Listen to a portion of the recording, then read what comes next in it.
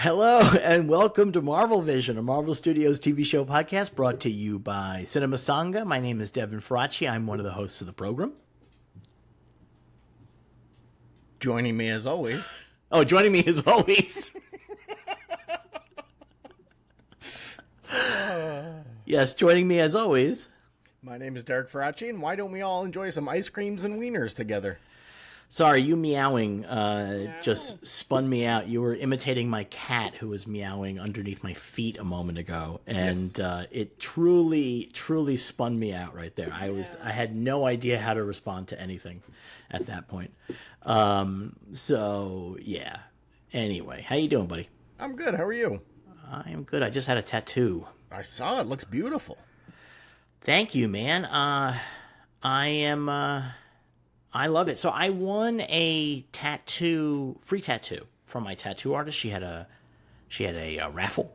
And so I have been thinking about this tattoo for a minute, and what it is, it's the Lawgiver from Planet of the Apes.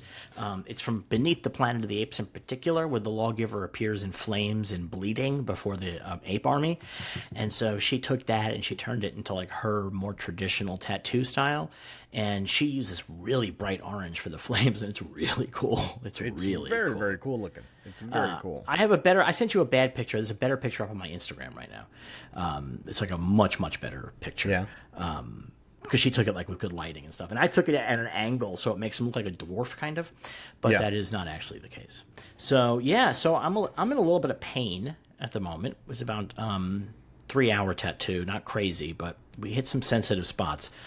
And like up near my elbow and my elbow. So if I suddenly go like that, that's why, because I've touched the tattoo in a way that has caused it to hurt. Okay. So don't be alarmed. We're recording this a little bit late. We're recording this a day late. Yes. And that's because last night I went to the special LA screening of Highest to Lowest, the new Spike Lee movie, and I attended the after party, and Spike was there, and a bunch of stars from the film were there. What color were his glasses? White. I ate too many hot dogs. Very excited about those. But I have to tell you something. So I'm standing around, and Spike is there, and then at one point he walks by. And he walks by quickly in front of me. And Spike was the exact same height and had the exact same walk as our grandfather. Oh, yeah? Yeah, it was crazy. It was like nuts. Like just absolute old man shit. And he was like hunched over that same way and shit like that. Like, yeah, it was very much grandpa. Spike's not a young man anymore. He is not a young man anymore. No, I quite enjoyed this movie. It's going to be limited release this weekend. It's going to be on Apple TV September 5th. I quite enjoyed it. It's a very Spike Lee movie. Like, if you don't traditionally love Spike Lee movies, I would say maybe you should sit this one out, because it is really like there's a whole moment where they stop the movie so somebody can explain what an ebony alert is, and then show the text of the bill, like classic Spike Lee shit like that, like where he's just like, I could not be less subtle. I'm gonna be the least subtle I possibly could be. So, but sometimes, I mean, that works. That can work. I love it in the hands of a master filmmaker like Lee. That could work. I love it, and I love that it was so Spike. You know, I really had a great time. Had a really, really great time. So I recommend it. It's a remake of the Kurosawa film High and Low, which is based on an Ed McBain novel. And I think that the transformation from novel to film is really interesting and really well done. This feels like the kind of story that you could remake every 10 or 15 years and just have different cultural concerns involved. Like, I think that could be something you could actually do. This and Breakfast Club. Yeah. Yeah. There you go. I want to see it. I want to see it, but it's playing in a theater near me, but it's not at the AMC. So then it's like, do I want to see it enough to actually buy a ticket? You know what I mean? I mean, I'm sure that Spike would appreciate the support. I don't know that it's like 100% a movie you gotta see on the big screen. Yeah, it's good, and it's beautiful, and there's some really incredible New York City shots in this. Like, I mean, like really made me want to go home. Yeah. Like really very much so. But yeah, I mean, you know, it's up to you. But it will be on Apple TV September 5th. Yes, it will. Yes, it will. How you doing? We'll see. I'm good. I'm all right. You know, I'm good. I'm good. That's it? Yeah. You're Yeah. not going anywhere with that? No. No? All right. We are I'm gonna stop this recording for a quick second. Is that okay? Yes. Everybody at home will know this. Okay.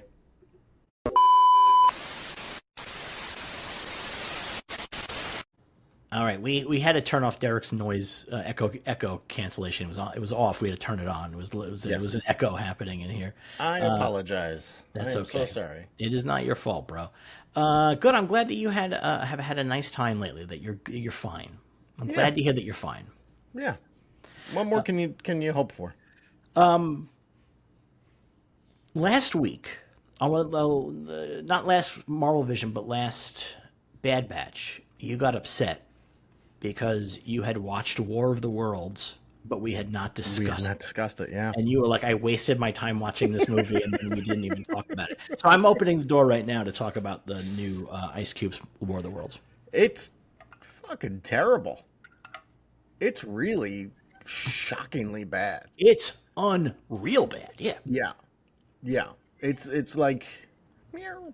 It's the kind of thing where you watch it and you're like, oh, maybe some movies shouldn't be released. Yeah, it's unreal. You watched the whole thing? I did. Here's the thing I will give to it. Yeah. Obviously, I watched it at home. It's the only way to watch it at home. Only way to watch it at home. It was so bad, at no point was I like, let me check Twitter. Let me check Blue Sky or whatever. Seeing if it was going to keep being this bad. Yeah, this can't really be how bad this is, right? How much worse can this get? Oh my God, it's getting worse. It's getting worse and worse and worse. Yeah. Again, the most amazing part of that movie is that Ice Cube has to place an Amazon order to be able to save the world, and it's so fucking amazing. Yeah. It is just amazing. Oh Yeah.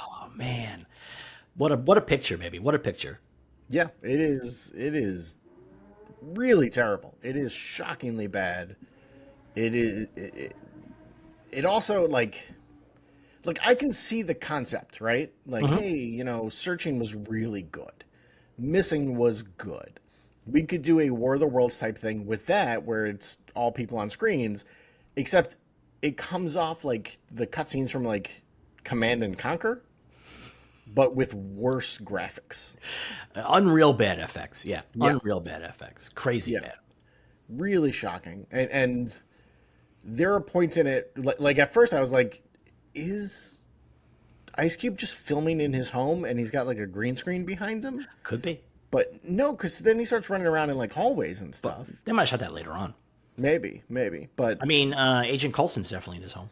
Agent Coulson is 100% like, all right, look, I've got 20 minutes between this movie I'm making. So, yeah, we can film my stuff in 20 minutes. That's cool. Yeah. There is a scene in the movie where Agent Coulson is all sweaty and he's wearing gym clothes. And he's supposed to be like the Secretary of Defense. And it's clear that he was like, I just finished up my workout. I'm not going to shower and stuff to do this. It feels like the Secretary of Defense would not be doing a workout in the middle of this alien invasion. It does seem unlikely that this would be happening. He would not be home, one assumes, in the middle of this invasion, but Yeah. And then there's the other guy who's on a golf course. And again, I felt like he was just like, I'm on a golf course. This is where I'm going to film. That's where it is, baby. This is where it is. My part and my golfing buddy is going to hold the camera, hold the phone. Hold the phone, the whole thing shot off phones, Yeah. Have you watched Alien Earth? I asked you last night. You did? Yeah, I watched it. I only watched the first episode. Did you watch both? I thought there was only one episode available. There's 2 episodes available. Oh. What did you think of the first episode? It's not like... It's interesting. I told you it was interesting. I didn't say it was great. It's interesting. And I'm going to give the show a shot. But it looked real expensive. It looks very good. But it just... I'm not a big Alien guy. I like Alien. Alien, I think, is a great movie. Aliens, I think, is fine. Like, yeah, it's okay. But after that, none of them really do anything for me. And I haven't seen Romulus, so I can't speak on that one. Right? That's the latest one? The latest movie? Yeah, okay. So I haven't seen that, so I can't speak on that one. But the least interesting thing to me about the Alien stuff is, oh, by the way, we have androids. And it's like, this one's like kind of all about that. It seems like. I see. Actually, what's interesting is that in the Ridley Scott sequels, where David was a really important character, Yeah. I got much more interested in the androids because of that. Like, it became much more interesting to me. And so this one, it's not quite androids. This is not a spoiler. It's the premise. Children who are dying have their minds uploaded into synthetic bodies. Yeah. So they have human minds in a synthetic body, and it's really interesting. And so I find that really fascinating. There's a lot of questions of like, are these people human anymore? What does that mean? All that kind of stuff. Again, it's interesting. I haven't watched the second episode yet. I understand it goes pretty nuts in the second episode. Okay. There's not a lot of aliens in the first episode. Well, that's one of the problems, I think, is not that there's not a lot of aliens, but when you do see a xenomorph, it's pretty bright, and it's like, oh, the xenomorphs don't look good if they're not in darkness. Right. They look kind of weird and goofy. I do like that they just kind of skip over that whole crew getting taken by aliens. Yes. Yeah. They're like, you know the drill. Yeah. You've seen the movies. You know what happens to these people. That's good. Let's move that out of the way. Because when it starts and it's with those people, I was like, are they literally just doing Alien? Yeah. And then it's like, no. Those people, they're out in 15 minutes. Oh, Yeah. Okay, cool. Yeah. All right. And however, they really recreated that look of Alien. The show is a good looking show. Yeah. It really is.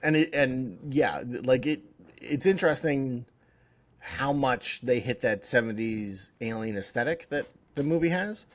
And it weirdly feels timeless Yeah. in a weird way. I don't know how that works, but it does. Yeah. They even have people smoking on a spaceship. Yes. True first Alien movie shit, like smoking on a spaceship.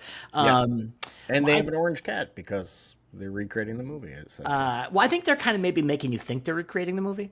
Yeah. Like, I think that might be like the twist-a-rooney. Like, you think, oh, we're just going to watch the remake of Alien from the top to bottom. And then, no, it's not that. My understanding, and I could be wrong, and apologize if I am wrong, this takes place 2 years before the events of Alien. It takes place in like 2195 or something like that? But it's 21 something like that, but it's 2 years before the events of Alien. Okay. So my assumption is that the events of this show are going to be why Weyland-Yutani is like, okay, go there. Yes. Although I guess they're also going to quietly cover up the xenomorph, right? Yeah, I mean, there's like a whole, in that first episode, the boy genius is like, keep this quiet. Like, and I guess because corporations run the world, it's probably pretty much easier to do that kind of stuff. Like, information that you want is all that comes out. Yeah. So, yeah, I'm assuming that the xenomorph will not be discussed. But this is going to answer, because always that question in the first movie, like, well, how does Weyland-Yutani know what these aliens are worth? Like, how do they realize that this is a big deal? And this, I think, show is going to be the answer to that. Yeah. If my timing is correct. I believe that my timing is correct. They also had other aliens in an Alien movie. Other aliens, yeah. We don't see that very much in an Alien movie. It's very rare. No, it was pretty cool. Real gnarly alien, too. Yes. Horrible slug. Yeah. There was one thing that, from my limited understanding of the xenomorphs, kind of annoyed me, is the one xenomorph in the show is doing, the usual thing where it's got like saliva dripping down its mouth and whatnot, and it drips on a guy's face and it doesn't burn him. Yeah, it's not blood. His blood is. Oh, I thought it was their saliva as well. Okay. No, it's just the blood. Yeah, just the blood's acid. All right. Okay. No, the saliva is just goo. Saliva is just goo. Okay. It's just disgusting. Okay. So, yeah, so it would not burn him. So yeah, I'm gonna watch the second episode tonight. I'm kind of psyched to see what happens. Yeah, but yeah, high production value. I felt like, which is very nice. Probably also gonna get increasingly rare on television. So yes, yeah, enjoy it. They're riding on that Shogun high, where they're like, let's put a lot of money into TV shows. Yes. So, yeah. All right, we got any news this week? We do. We've got a lot of news. We're going to start with something we don't usually cover comics, but I felt this was worth covering. They've revealed more of the stories that are going to be in the Marvel DC crossover series, or one-shots. And there's some interesting team-ups they're doing, I thought. Scott Snyder and James Tynion, the fourth, are writing with Joshua Williamson and Hayden Sherman, are doing Constantine and Doctor Strange. Okay. I think that's fun. Tom Taylor and Bruno Redondo are doing Nightwing and Wolverine. Laura Kinney, not I was going to say Hugh Grant, not Logan. Hugh Grant. Mariko Tamaki and Amanda Conner are doing Harley Quinn in the Hulk. And G. Wilson and Dennis Cohen are doing Static and Miss Marvel. And I was like, that's some interesting combos. Yeah. You know, I thought those were very, very cool. Especially the Miss Marvel Static one I was really, excited by. Yeah. And that Dennis Cohen is drawing it and G. Wilson is writing it is very exciting. Since they created the characters that are being used there. Yeah. Yeah. So I thought that was very cool. I'm looking forward to that. That's pretty cool. Yeah. Moving on, Zach Cregger, enjoying the success of Weapons, is doing a bunch of interviews, and he's revealed that he wrote a spec script set in the DC universe before he wrote Barbarian, and it's called Henchman. It centers on a low-level grunt who works in Gotham City's underground and eventually gains notoriety for accidentally incapacitating Batman.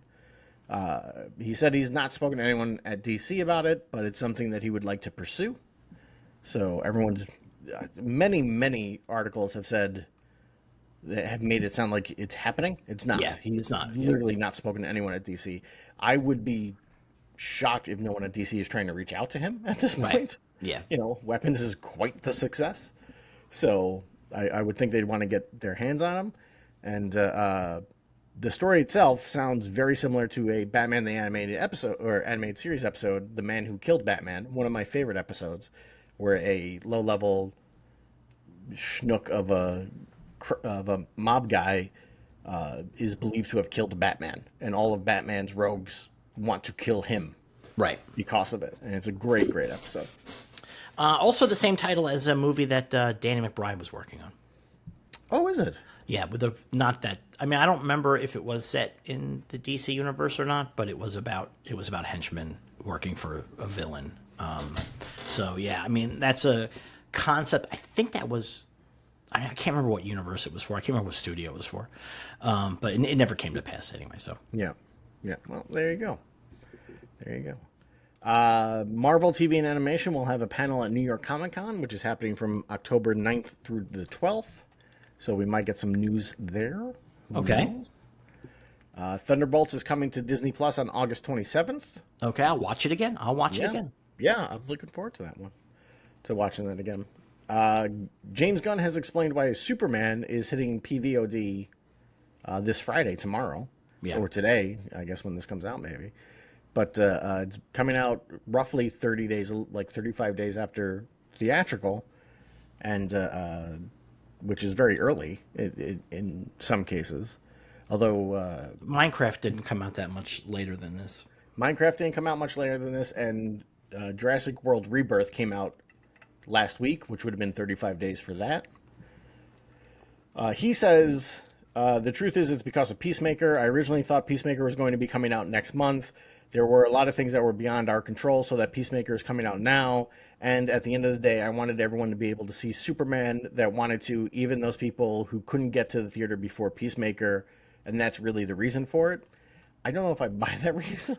I don't believe it, but it also sounds like he's telling us that in those final 3 episodes, they won't show to the press Superman shows up. Yes. I mean, that feels pretty clear to me from this quote. Yeah. So. And being that they were both filming in the same Atlanta studios at the same time. Yeah. So it seems very easy to be like, okay, David, go over there now and film your scene. Yep. It seems very plausible. Yeah. But we'll see. Gunn also says that he's written the treatment for the next part of what he's calling the Superman saga. And he hopes to go into production soon. What do you think that means? I think that means he's written the treatment. But what's the Superman saga? He has said it's not a direct sequel. They have called it a Superman family movie, which suggests Superman and Supergirl, since that's the family at this point that we know of for the universe. So we'll see. Yeah. I don't know. Who can say? James Gunn can say. Yes. I imagine Peter Safran also probably. Yeah, probably, yeah.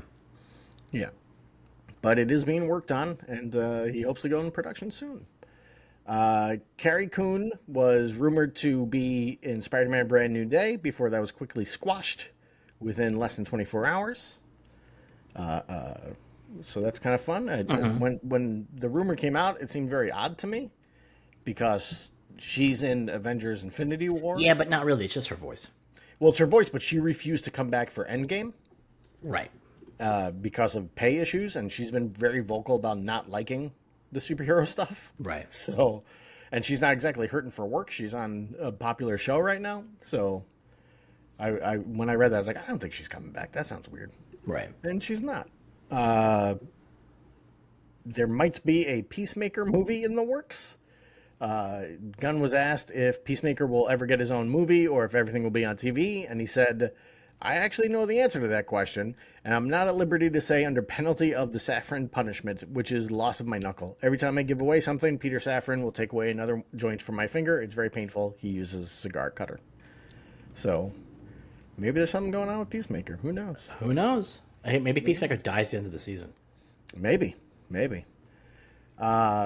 There's questions of the possibility of a third season for Daredevil. Charlie Cox was at GalaxyCon, and he said season 2 is the final season. Vincent D'Onofrio quickly went to social media to say that there's a very good chance of a third season. Variety says they have their own sources that say that a third season is likely. So maybe they're just getting rid of Charlie Cox. Yeah. Good. I mean, no, I think it's going to be a third season. I think that the deal is, I think that he probably was told not to say there's a third season. Yeah. And so he just said, fine. I mean, that's my guess. We'll see. I guess we'll see what happens. Variety's theory is that he was talking about the final season that they have filmed. Or the final season that they had already been paid for. Yeah, that too. Yeah. So who knows? Max Mignella is in talks to join Clayface. What? That's not how you say his name, is it? Yeah, it's fine. How do you say it? Minghella. Minghella. Okay. Well, he's in talks to join Clayface. Okay, exciting. We'll find out. Love that. Yeah. Marvel Zombies is releasing earlier than previously announced. It is now coming out on September 24th, giving me less time to prepare to not like it. Oh, boy. Yep. There you go. Todd Stashwick is playing Paladin, and Orla Brady is playing Friday in Vision Quest.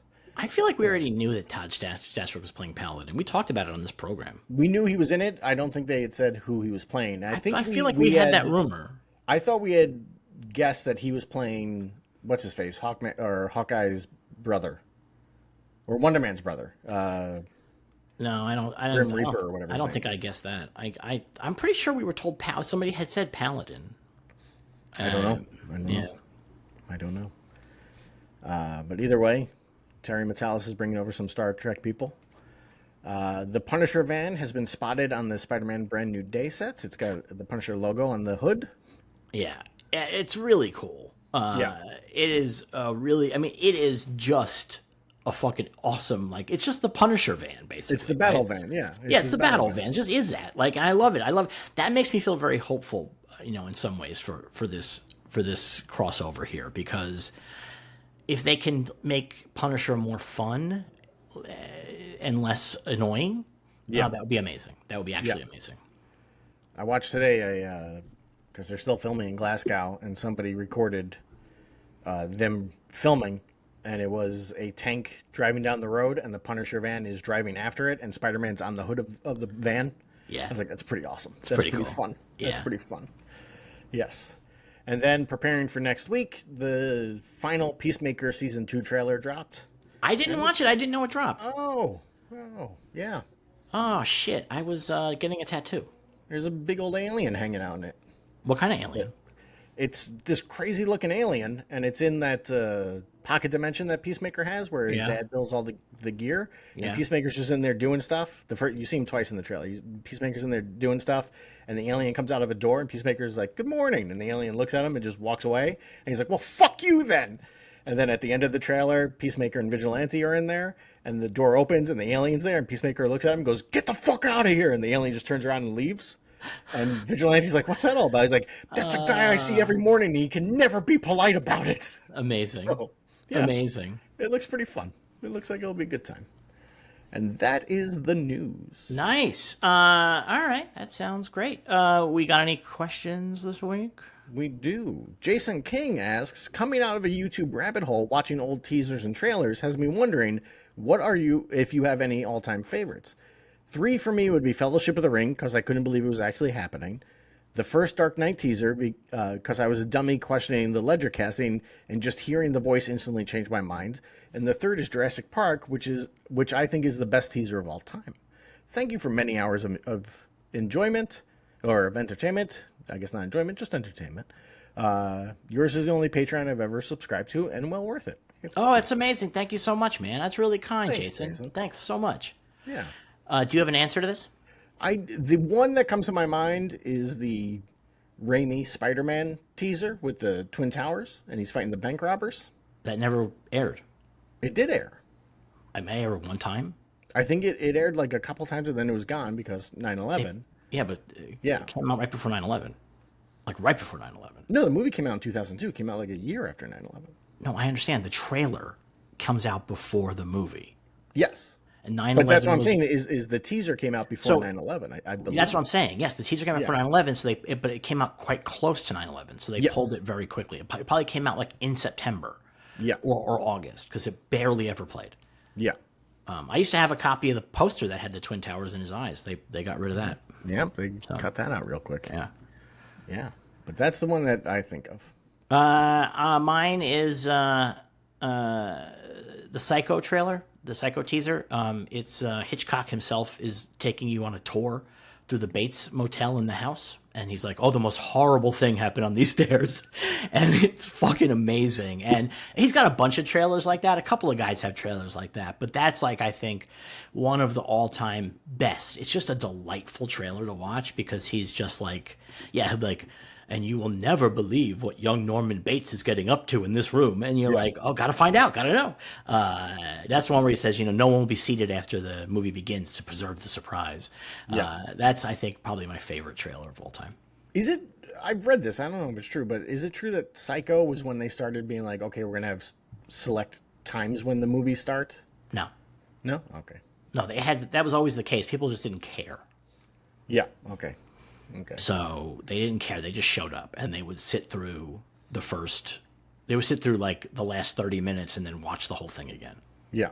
So, but they would like start the movies at a certain time, So yeah. At least in the big cities, I don't know. Maybe if we live in a small town, they were a little bit more lax about it. I don't know.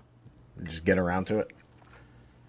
I don't know. I remember reading that and being like, it seems like that's crazy. No, I think that's a movie that got people really interested in getting to the movies on time. But it was like they had screening times. You could go to the theater and it would say, this is playing at 7 p.m. Okay. Well, there you go. Sandwich, with a question that's been waiting for a while, says, Bloodshot, finally. Very excited. So old. God, sorry, Sandwich.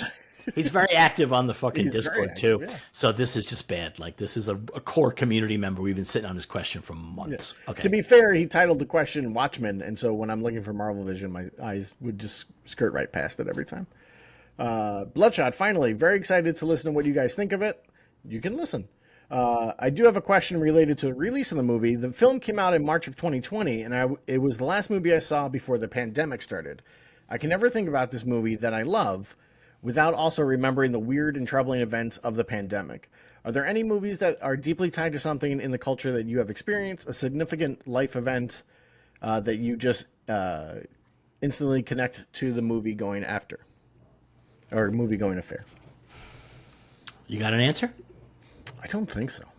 I got a couple. I wrote a thing a long time ago about Fellowship of the Ring coming out right after 9/11 and how big that was to like have that kind of a movie to go see, like living in New York especially, like to have that experience. But also I had seen Fellowship of the Ring a couple of times, and then I went on New Year's Eve 2001 to 2002. And I went to a screening that would be happening during midnight because this is what it was like to live in New York, at least when you're a truly anxiety-ridden weirdo like me. I was like, what if they nuke New York at midnight on New Year's Eve. Like I watch too much Batman, right? Like that's the thing. Like is Al Qaeda like out there going like we're gonna definitely do it at midnight New Year's Eve? When they drop the ball, there's gonna be fucking killing gas. The there, nuke is in the ball. The nuke is in the ball. Yeah. So like I mean like only Bruce Willis can stop it. Or Frank Drebin Jr.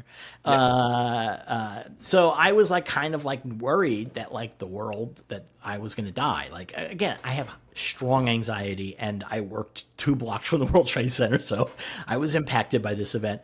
And so I went to go see it, and I said, at least if I'm going to die tonight, I'm going to die watching Fellowship of the Ring. And so as far as I know, I did not die. We'll never know. I mean, I could be in hell right now. Actually, every time I look at the news, I think that maybe I did in fact die that day. It's possible. Very much so. It's possible. I also remember going to see Mortal Kombat by where you lived.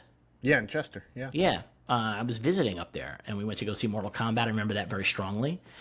So I associate that with the McDonald's nearby that maybe you were working at the time. I was, yeah. Yeah, so I associate Mortal Kombat very much with Derek working at McDonald's, and with this one specific movie theater in Chester.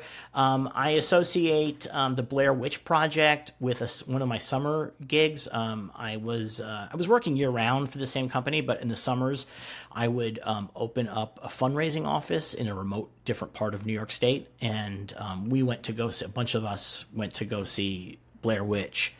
And it was upstate New York, like in the Hudson Valley, so it's like woodsy. And we got out of the movie, and we were all standing around in the parking lot, and everybody was afraid to go to their cars. Like, and I will never forget. And that just has that's my memory of those summers that I spent, like working in a fundraising office, is standing in the Blair Witch parking lot and being like, everybody's like, yeah, that was okay, and nobody wanted to go to their car. Like everybody was way too afraid to go to their car. So I have others too. When Blair Witch came out, I remember this very well. I went to see it. I was living in upstate New York. I was living in Chester. And I went to see it with a bunch of my friends from up there. And my pal Jeremy, geniusly, like we all went to the theater. He's like, oh, I got to go back to my car. And he ran back, and then he comes back, and we watch the movie, and everybody has a good time. A good movie. And we're walking out. And when we get to all of our car, or their cars, I don't have a car, all of their cars, the Blair Witch stick thing is on the hood of every car, and everybody starts freaking out. And it was Jeremy set it up. It was like, what a genius! That's genius amazing thing to do. Yeah. That's amazing. Yeah. I mean, I have more, but those are some of the ones that really pop to mind right off the bat. But it's funny. I can have those memories, but it doesn't really impact future viewings. I know some people, it's like, I like to watch this movie because it reminds me of the time that I was doing this. And it's like, well, I mean, I might have that memory while watching it, but like, it's not so strong that that's the whole reason to watch it, Yeah. So. Yeah. I guess in that aspect, there are 2 other movies, I guess, and both from the same period, which is The Passion of the Christ and Shaun of the Dead. And it was after our grandfather died the week that we were in New York. For whatever reasons, our grandparents had a bootleg copy of Passion of the Christ, so we watched that. And then you brought me to an early screening of Shaun of the Dead. Wow. And we watched that. And so I always connect. I don't think I've watched Passion of the Christ again, but I have watched Shaun of the Dead again. And so whenever I watch it, I think about that. Like, oh, I saw this like in between wake days of our grandfather's death. Yeah. There we go. Dead Grandpa. That follows up on Spike Lee looking like Grandpa. Yep, there you go. It all connects. We're bringing Joe Faraci Sr. back from the dead here. It's like poetry, it rhymes. All right. One more question. Eric in DC asks, after Batman Begins, the news of David Goyer developing a Green Arrow prison movie sounded pretty great. Could this have been the MCU, beaten the MCU to build the first interconnected superhero film universe? Did we miss out or dodge a bullet / Arrow? It would not have been an interconnected universe. Nolan would not have done that. Just wouldn't have. I mean, Goyer might have put references in there, but like we would not actually have that. Like I don't think Nolan. I mean, they made sure that there was no connection to Batman Begins or Dark Knight when they did Man of Steel. Even though Nolan produced that.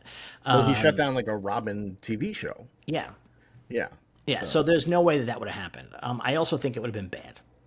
That's the other big problem here. Is I think it would have been bad. I think that Green Arrow in prison is not that interesting if this is your first time finding about Green Arrow. Sure. And I think for many audiences that would be their first time finding out about Green Arrow. So yeah. Did Goyer write that Stallone Schwarzenegger lockup movie? Maybe. I don't know. I wonder if that's what he basically he was like. I'll just turn it into this. Could be. I don't know. I have no idea. I don't even know. I don't know. Who knows? Anyway, probably not. But yeah. If you have questions, you can send them to ask.cinema.sanga@gmail.com. In the subject line, put which show you want it for, Marvel Vision or Bad Batch, and ask your question. Just one question per email, but as many emails as you want to send. all right, that's that. Are you ready to talk about the first appearance of our good friend and your good friend, Mr. Guy Gardner? Yes. Let's do it.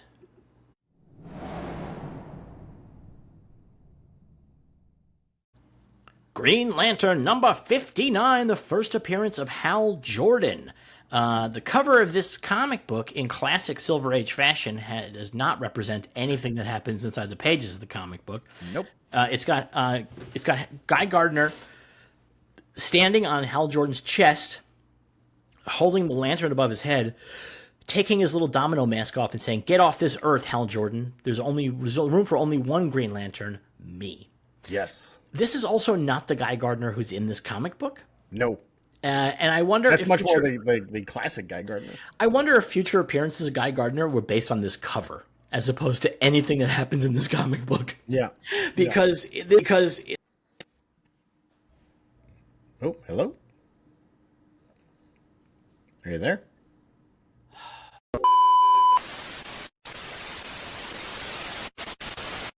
that's two technical difficulties this episode. So let's see if we can get an even 3. The first page of this comic is insane. Yes. The first page of this comic is Hal Jordan introducing the comic like he's a talk show host. Yeah. And he says, "My name is Hal Jordan, better known to you as Green Lantern." And then he says, has a picture of Guy Gardner beating up supervillains over his shoulder, and Hal literally says, "Let's take a look at the guy behind me. He's wearing my uniform, fighting my most formidable foes with my power ring. And yet, I must admit, he has just as much right to that uniform as I have, because he is Earth's other Green Lantern." Just a totally bizarre-ass opening page. Real weird opening page. Real weird. Yeah. So, yeah. Beautiful art, though. I mean, this is Gil Kane. He's killing it over here. So the comic opens with Green Lantern in space. He's on Oa, and he's gone for a seminar. A 2-day seminar. An intensive 2-day seminar. I love that there's seminars in the Green Lantern Corps. They're staying at the Oa Marriott. Yes. It's all happening in the sugarcane room downstairs. There's going to be coffee available to all seminar attendees. And he's look. I mean, it's work, but we're gonna have fun. We're gonna have fun. It's gonna be a good time. He's getting shown all the fancy new equipment that the Guardians of the Universe have, all their cool new audio-visual tech. They have like the most incredible speakers you've ever heard, and like the lights go up and down with the image. Like, it's very exciting. And then they show him one called, they have a thing called the after death, the mental postmortems. It shows what you're thinking after you die. Yes. And Hal Jordan's like, "What the fuck are you talking about?" Hal Jordan's like, "I gotta see this. I gotta see this shit." And so they're like, "Hey, do you want to see the last moments of the agonizing final moments of the life of Abin Sur, the guy who gave you your ring?" It would be amazing if the rest of the comic, the next 20 pages, were just Abin Sur going, "Oh, it hurts." So fucking funny. That's it. Like, he's like, "Would you like to see this?" And Hal goes, "Very much." Like, he's a little too excited to watch this man die. Like, it's like a little weird. And so they call it up on the screen, and we see Abin Sur in agony because he's crashed his ship. And then we have like 5 pages of Hal Jordan's origin. It's basically Hal Jordan's origin all over again. Yeah, it's Hal Jordan's origin all over again, with the one wrinkle that Abin Sur sends his power ring to go find somebody who can be the next Green Lantern on this planet, and it finds two guys. It finds Both a guy Americans. Both Americans. One guy on the East Coast named Guy Gardner, who's a gym teacher, and one guy on the West Coast who is Hal Jordan, a test pilot. And Abin Sur's like, he's closer. Well, there are two things I love about this. One, that guy, Hal Jordan's closer. We'll go with that guy. But also that the ring is like gym teacher, test pilot. Same amount of lack of fear. They're both not afraid of anything. Because one deals with high schoolers all day, and one is flying experimental jets. What's really funny is that I think they made Guy a gym teacher because it's like an all-American, trusted position. Like, he's a physical education teacher. He's all-American. He likes sports, and he's in good shape, and he runs. But by the time the classic Guy Gardner story began, being a gym teacher means you're an asshole. It really it would fit perfectly that he was a gym teacher. Like, he's like, you fat pig, what are you doing over there? That's exactly what. Yeah, it's perfect. It's perfect. Yeah. So we see Hal Jordan show up. We have the whole fucking thing all over again with Hal Jordan meeting Abin Sur. There's a really funny panel on one of these pages where Hal is looking at Abin Sur laying on the ground. He's on one knee, and he has his arm on the other knee. And he has this look on his face like, all right, show me something interesting, buddy. Yeah. It's like, all right, okay. Purple guy. All right. Yeah. And then, just in case we weren't doing enough bullshit in this comic, we do a flashback to how Abin Sur crashed. Just in case. And then he gives Hal Jordan his ring, and then the Hal Jordan origin continues on because Hal then uses it to lift a mountain to show that he actually is that powerful. And Hal's like, holy shit, man, there was another guy that could have been Green Lantern? And he's like, I wonder, what if that guy had been chosen? And the Guardian's like, well, we can do a what if for you. Yeah. And let's ask ChatGPT. They do. They go to the machine and they go, what if Guy Gardner became Green Lantern? And that's like the craziest part about this. This is very Silver Age DC. Like, nothing in this comic happens. Yeah. Like, he's like at a seminar, and then he's like meets Guy Gardner at a bar. At the gym. He meets him at a gym. Yeah, and that's it. Those are the only two things that actually happen in this comic. Everything else is either a flashback or a what if. Yeah. Very crazy. I did not expect this to be one long ass what if. No, it's really weird. So we see Guy Gardner get picked up by Abin Sur. Then we see Guy Gardner getting the ring, and they kind of truncate the Guy Gardner. But thankfully, they don't have Abin Sur yet again explain everything. I'm surprised. They're obviously trying to fill pages here. So that, you don't do Hal Jordan's origin for 5 pages unless you're trying to fill some space. That's the whole deal. No. We see that Guy has a little bit of a hard time flying at first, but he finally figures it out. He figures out that he has to really put his willpower into it. And then we see Guy Gardner doing gymnastics. Yeah, he's just showing off in front of the high school kids. Yeah, he's like, look at me, boys. Look what I can do, boys. Check this out. And look at how huge my calves are. They're really big. And so then he sees that there's sabotage going on in his town. In classic DC format, it's named East City. Yes. East City. I love it. Classic DC. I want East City to show up in the fucking DCU. For all we know, Guy Gardner at some point will mention that he's from East City in Peacemaker or something. Who knows? Who can say? He sees their saboteurs, and he decides it's time for Green Lantern to come out of hiding.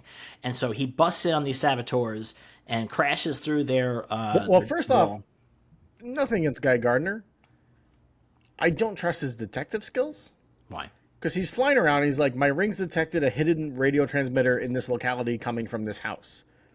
Essentially, the ring is telling him, hey, that house has a radio. No, they have a CB radio, yeah. Yeah. And he's like, I better smash through the door. How many houses did he do this to That's first? A good point. Yeah. Yeah. Not the best work. He busts through the door, and the guy starts shooting at him, but he makes a shield. And the guy says, this guy's another Superman. So we got a little bit of our crossover business. Yeah. How exciting. It's a big universe, baby.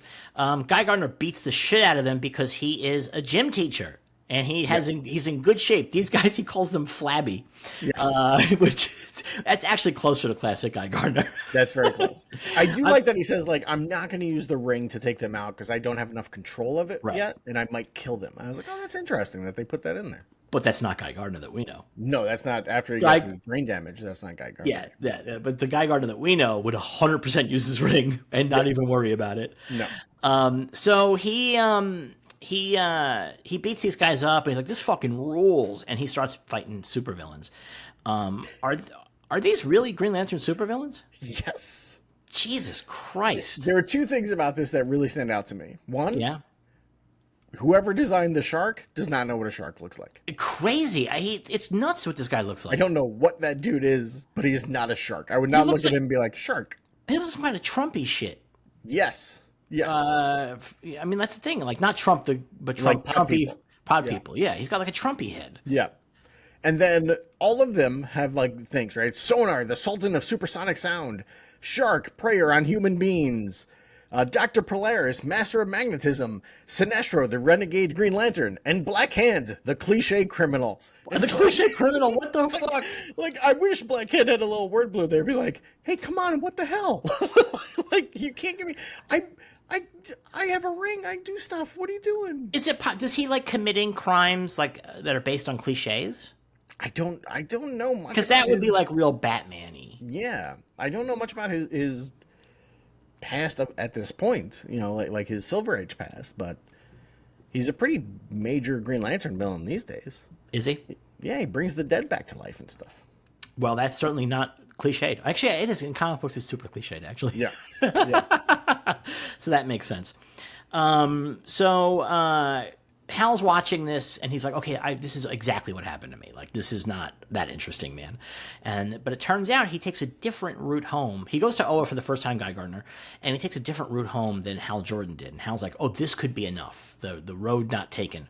And Guy's flying past a planet, an Earth-like planet, when he gets explosions all around him.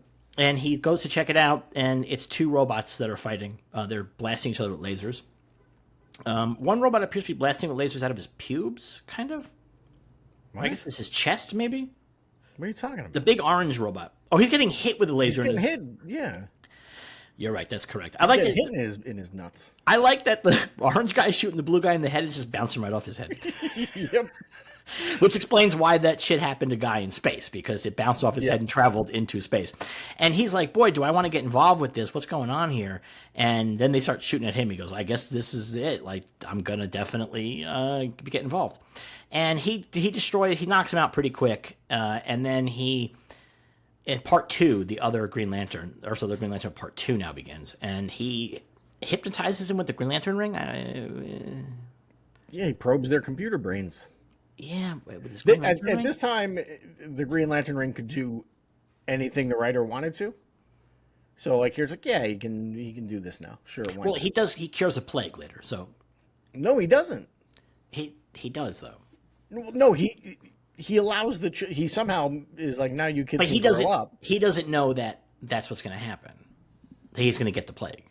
He doesn't know he's going to get, but that's what I'm saying is he's actually doomed these children to death because the plague only affects adults. And he's like, you kids can grow up now. Goodbye. And he leaves when they've told him, like, there's a plague that kills all adults. So he just doomed these children to death. It's the yellow plague, so he should have been very aware that he was in trouble here. And it turns out this planet, all the adults died because the disease only affects adults. But they did a thing is that the children were immune, but somehow the disease made them stay children. They never grew up, and they remained kids for hundreds of years. Green Lantern says that's against all the laws of nature. He's so pissed about it. What is this Satanism? He is literally fuck them kids, is what he's saying. Yeah. Like, is there anything about this story that wouldn't be a Hal Jordan story, except for the fact that he dies in the end? No. I mean, this is classic, like, it's funny because this is not too long. This is like, I think less than 10 issues before Hard Traveling Heroes. Really? Which is, yeah. Like, Hard Traveling Heroes, this is 59? Yeah. Hard Traveling Heroes, I think, starts in, like, 70 or something like that. Jesus. It's not that long. That's not that wild. long. Yeah, but That's really wild. That's crazy.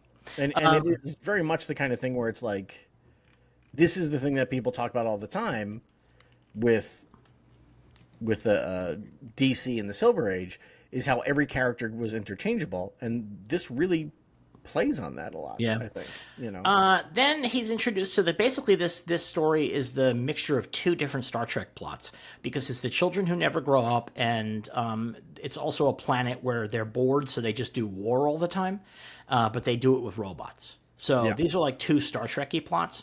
For some reason, guys, like, I got to end this battle. I'm not really exactly convinced why he needs to, because it's just robots and they're having a nice time. It seems like they're having a nice time. Because the kids are fighting, I guess, and he's a gym teacher, so he's like, is that what it is? I gotta cut out this roughhousing. That's what he's thinking. Yeah. Also, just very quick, this is issue 59. Yeah. Issue 63 is when Denny O'Neil becomes the writer of Green Lantern. Okay. And Green Lantern, Green Arrow starts at 76. Okay. So we're a bit Hard-traveling hero away. starts at 76. But it's a year, close, year and change, yeah. Yeah. So he flies off to the city. Flies off to the Orange City, and he immediately gets brainwashed by the kids, who I guess are psychic. Nobody mentioned this. Now, I have a problem with this. What's that? The Grey Lantern's thing is willpower. Yep. He's exerting none of it here. Nope. It feels like the story, like, that would be how... I guess it's kind of how he gets out of it, but he spends a lot of fucking time. Yes. I mean, like, weeks, maybe? No. The whole story takes place in less than 24 hours, because that's right, he says, I gotta get back and recharge my ring. When that happens, I was like, what? That doesn't seem possible at all, right? That doesn't seem at all possible. No, he does so much stuff. So the kids take over Green Lantern, they land him. They think he's a robot of some kind. They're pretty excited about it, and they read his mind. They go, oh, he's called Green Lantern, and so now they have this new toy, and they say, okay, great. What you're gonna do is you're gonna find the Orange Army. You're gonna help us kill the Orange Army. Although I thought he landed on the Orange City, but I guess not. That's an Orange City, right? In the previous page, but everything's orange, but the kids are all wearing blue, I guess. But they're all wearing blue.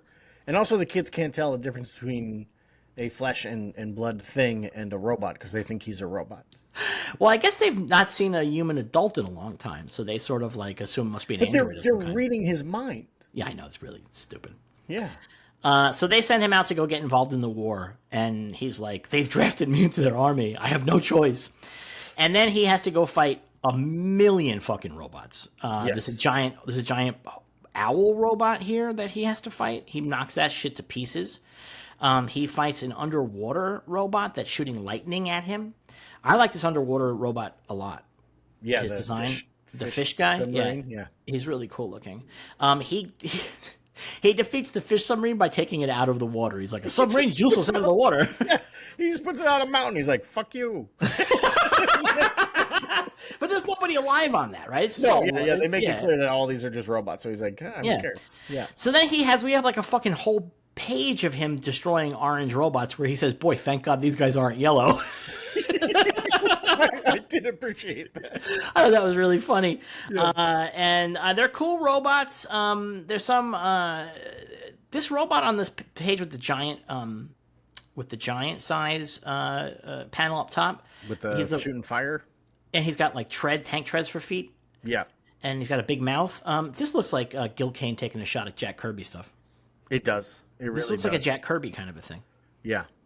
That's he's all wild. He's got like tentacle arms. Yeah.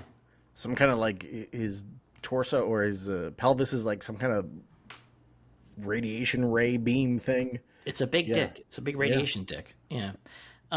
So he goes and uses their own blasts against them to destroy them. He goes to the Blue City, and the blue kids begin hypnotizing him, and he's like, and then this is really great because this is like somebody who's never given a thought about how, like, I don't know, telepathic powers work, because he's like, I can feel a mental beam and I can feel the other mental beam, and they're playing tug of war with my head. I feel like my head's gonna break.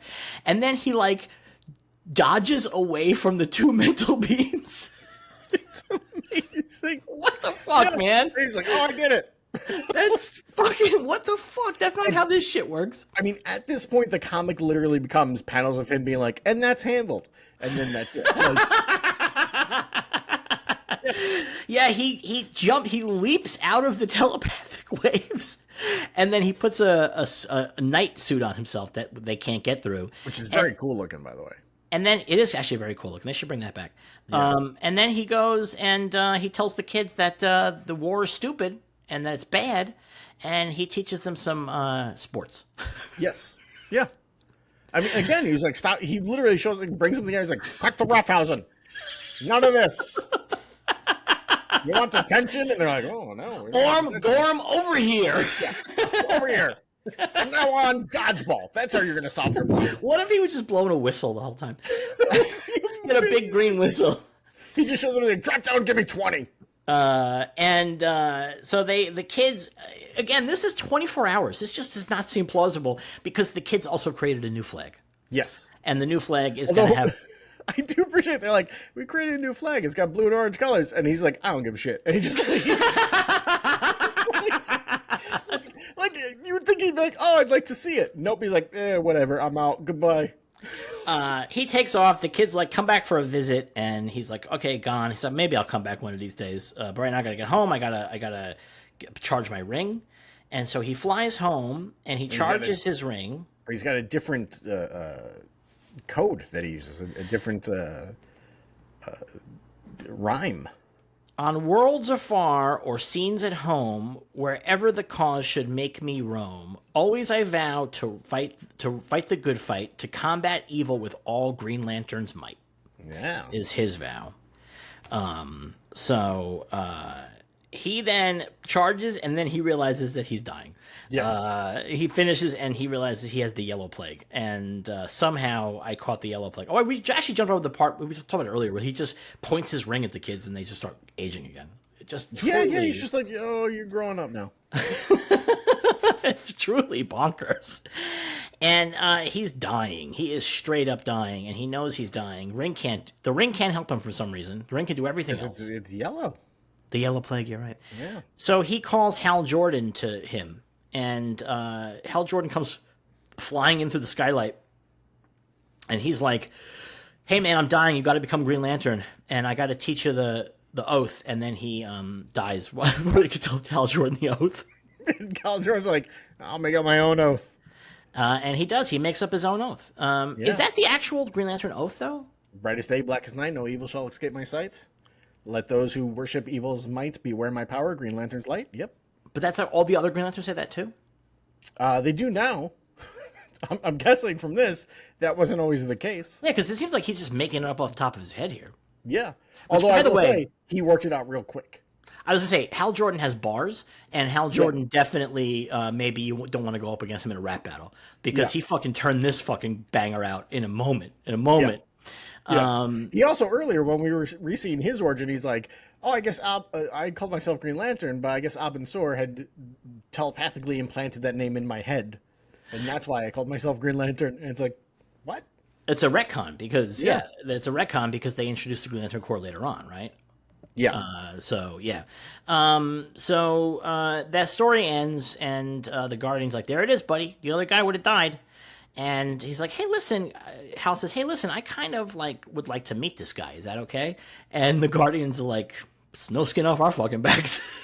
I love this battle because sometimes the Guardians essentially still look the same today. Yeah. And here, the Guardian just looks like the kindly old man grocer. Yeah. Where he's like, hey. But he's blue and little. Yeah. He's blue and little. He's like, he looks like Martin Scorsese.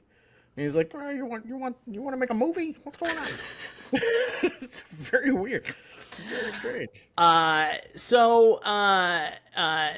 We then cut to Hal Jordan and Guy Gardner hanging out outside the gym. This has such a vibe of a movie about two closeted gay men in the 50s. Yes. Who have miserable home lives, and then on a work trip they meet each other, and it's like the Brokeback Mountain of salesmen.